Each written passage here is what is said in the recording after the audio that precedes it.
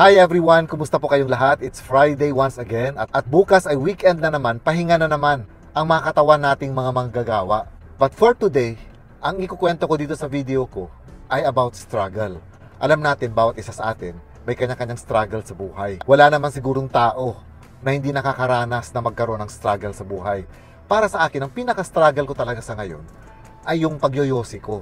Kasi matagal ko nang pinaplanong itigil ito. Kaso hirap na hirap ako. Hindi ko siya kayang itigil ng ganun-ganun lang. Not until noong October, sa isa sa mga regular check-ups ko, nasabi ko sa aking doktor na, Dok, gusto ko nang tumigil magyosi. Kaso ilang beses ko nang sinusubukan, hindi ko kaya. So ano yung pwede mong isuggest para nang sa ganun masubukan ko uli? So ang sabi ng doktor, subukan ko daw gumamit ng nicotine patch. Dahil marami daw siyang pasyente na nagyoyosi, na kung hindi man nila natigil yung kanilang pagyoyosi, ay sobrang nabawasan daw yung pagyoyosi nila. So dito na nag-start ngayon yung journey ko. Noong November 4, naisipan kong gamitin ang patch na in-order ko online. So ibig sabihin, as of now, nasa 2 months na ako na smoke-free. Although hindi ko masasabi na smoke-free dahil paminsan-minsan nakakapagyosi ako. Maximum, isang stick, isang araw. Pero bihira yun, hindi araw-araw. So para sa akin, malaking improvement na ito na nangyayari sa akin. Dahil 2 buwan na, ibig sabihin, 60 days na. So ano nga ba itong patch na sinasabi ko? Itong nicotine patch na ginagamit ko, in-order ko dito online. Actually, sa US, over-the-counter lang ito. Pag pumunta ka sa mga butika doon, mabibili mo ito. At mas mura kumpara sa presyo na meron online dito sa Dubai. So ang sinasabi kong patch, although hindi ito promotion kaya lang kailangan kong ipakita rin yung pangalan o yung brand ng ginagamit ko para nang sa ganun magkaroon kayo ng idea. Ito yung ginagamit kong brand, ang Nicoderm. So itong patch na ito, may 3 steps. Ang step 1, ang bawat patch ay may 21 mg na nicotine na gagamitin mo for 6 weeks. Tapos yung step 2, meron siyang 14 mg of nicotine na gagamitin mo for 2 weeks. And then yung step 3, 7 mg yung amount ng nicotine na gagamitin mo again for another 2 weeks. So all in all, yung program, para makumpleto mo, 10-week program siya. Ngayon, bakit ko masasabi na pwede kong i-recommend ito? Although hindi ko sinasabi na ito na yung solusyon para matigil na yung addiction natin sa pagyoyosi. Pero para sa akin, napakalaki ang naging tulong nitong mga patches na ito na ginagamit ko hanggang ngayon on my 9th week na. So 1 week na lang, matatapos ko na yung 10-week program nila. So paano nga ba nagtatrabaho itong Nicoderm patch na ginagamit ko? Ang yosi kasi, alam natin, merong nicotine. At alam din natin, lalong-lalo na kaming mga nagyoyosi, na alam namin na maraming sakit ang nakukuha sa pagyoyosi. Isa na dito yung heart disease, tapos yung sinasabing emphysema, at yung COPD. Ilan lang ito sa mga malalang sakit na makukuha ng isang smoker. So kahit alam namin ito, tuloy pa rin yung pagyoyosi namin. Dahil katulad nga ng droga, addiction din ito. Yun nga lang, kumpara sa droga, hindi ganon kalaki o hindi ganon katindi ang tama nito sa utak at sa katawan ng tao. Pero just the same, addiction pa rin ito. At nangyayari ito dahil ang yosi may nicotine. Ngayon, itong patch na ito na ginagamit ko, meron din siyang nicotine. Pero, tinatawag nila itong clean nicotine. So, kumbaga, itong nicotine dito sa patch, i-absorb ito ng skin natin. Tapos, i-distribute sa bloodstream natin. Pero, hindi siya harmful. Dahil ang nicotine, although addictive siya, sinasabi nila, pero basically, harmless ang nicotine. Nagiging masama lang ang nicotine sa mga yosi dahil sa tar na tinatawag. So, ibig sabihin pala nito, dahil sa carbon monoxide, na kung saan sinusunog yung tabako ng yosi. Dito na nagkakaroon ng damage sa katawan ng mga nagsisigarilyo. So yung cigarette smoke talaga ang #1 culprit. Kaya nagiging masama ang yosi sa katawan ng tao. So by using this patch, nakokontrol niya ngayon yung addiction sa pagyoyosi. Kasi usually dati, ilang beses ko nang inattempt na tumigil magyosi. Kaso ilang araw lang, bumabalik ako, nagbabackslide ako. Dahil nga hindi ko kinakaya yung tinatawag na withdrawal symptoms. Kasi usually, pag tumigil kang magyosi, automatically, magdadrop yung nicotine level sa katawan mo.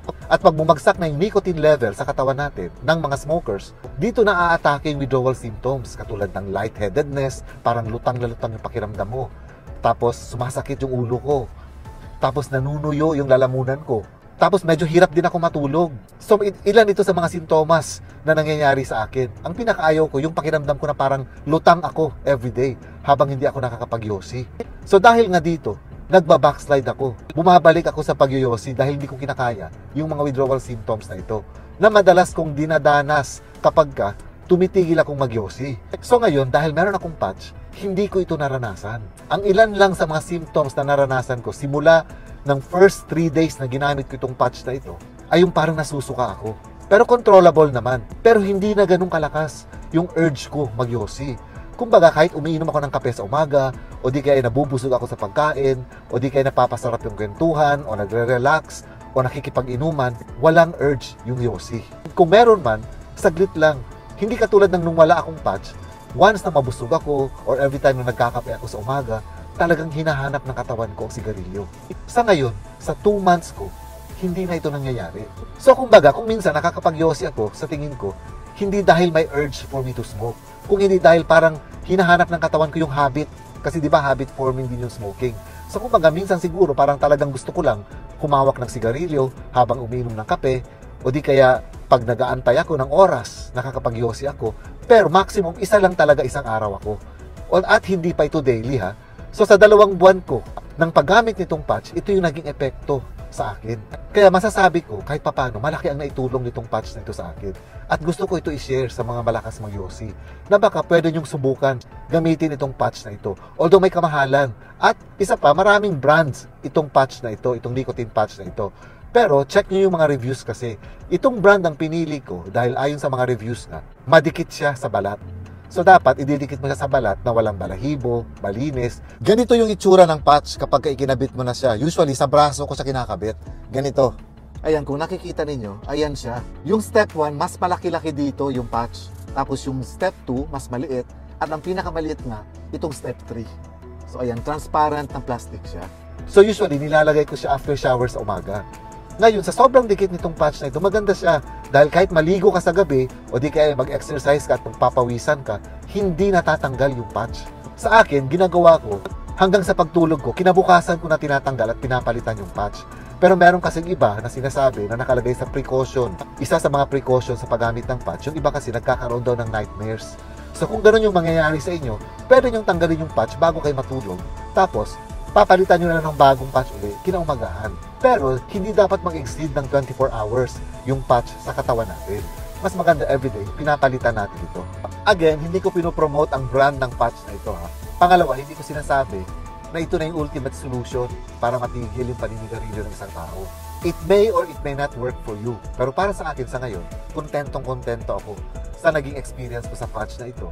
At talagang natulungan ako sa journey ko para tumigil na sa paninigarilyo. Malaki rin kasi ang savings talaga kapag tumigil ka ng paninigarilyo. Katulad ko, na halos everyday isang kaha yung nauubos ko. So sa peso siguro, every month ang nai-spend ko sa sigarilyo, nasa more than 4,000 pesos every month. At sa 2 buwan na paisa-isa lang minsan yung sigarilyo ko, medyo kahit papano, malaki-laki yung na-save ko dahil tumigil akong magsigarilyo. Pero ang lahat ng ito, tandaan natin, hindi ito tatalab sa atin kung wala tayong determination. Dapat pa rin talaga, desidido tayo na tumigil na. Desidido tayo na mag-quit na. At dapat ilagay natin sa isip natin. Kumbaga, ako ang ginagawa ko, tinatakot ko yung sarili ko. Na kapag itutuloy ko pa rin ito, malamang ang magiging sakit ko later on ay emphysema or COPD or di kaya ay lung cancer. At nakita ko yung hirap ng tatay ko nung magkaroon siya ng emphysema na naging dahilan ng pagkamatay niya. Kasi heavy smoker yung father ko. Although late na siya nag-stop, mga a few years bago siya nagkaroon ng emphysema na naging effect na siguro na nung tumigil siya, baka may damage na rin yung lungs niya. Kaya nagka-emphysema pa rin siya. Talagang hirap siyang huminga. Tapos binubutasan na siya dito para lang makahinga. So parang every time na naiisip ko yun, medyo nagkakaroon ako ng takot. Kaya noon pa, gusto ko na talagang tumigil magyosi. Kaso nga, hindi ko nga kahaya, yun yung problema. And ngayon, combined with determination at itong patch na ginagamit ko, mukhang sana nga, sa tulong ni Lord, tuloy-tuloy na matigil ko na ang bisyo ko ito. Nasubukan ko rin kasi, lalo na nung Christmas at nung New Year, ang daming kainan, inuman. So talagang, doon ko tinest yung sarili ko at talagang hindi ako nakapagyosi. Kumbaga, kahit nagyoyosi yung ibang kasama ko, kahit naaamoy ko yung usok, ewan ko ha, pero para sa akin, walang urge to smoke. So kung ito yung naranasan ko at ito yung medyo para sa akin sa ngayon, ay malaking tulong para sa akin, baka pwede nyo ring subukan. Ngayon, hindi ko lang alam kung available sa Pilipinas itong brand na ito ng nicotine patch. Pero baka online kaya nyong bilhin. Ako kasi nung pumunta ako ng US, nung November, doon ko na binili lahat ng kakailanganin kong patches for the 10-week program. Kasi nga, mas mura doon. So yan yung nagiging journey ko sa goal ko na tumigil na sa pagyoyosi. And hopefully, kakayanan ko ito ng tuloy-tuloy na. Dahil sinasabi nga ng isip ko, hindi na ako dapat magyosi. Hopefully, kayanin at sana nga tuluyan ang mawala yung pagnanasa ko na makapag-yosi pang uli. And this is all for now mga kaibigan. Sana nakatulong itong video, lalong-lalo na sa mga heavy smokers dyan. May pag-asa pa tayong tumigil. Try and try until we succeed. At isa ito sa pwede nating subukan. Itong patches na ito na sinasabing nagtataglay ng clean nicotine na hindi nagkakakos, na hindi nagiging dahilan para magkaroon tayo ng diseases na makukuha natin sa paninigarilyo. Have a pleasant day everyone. Ingat po kayo lagi and God bless.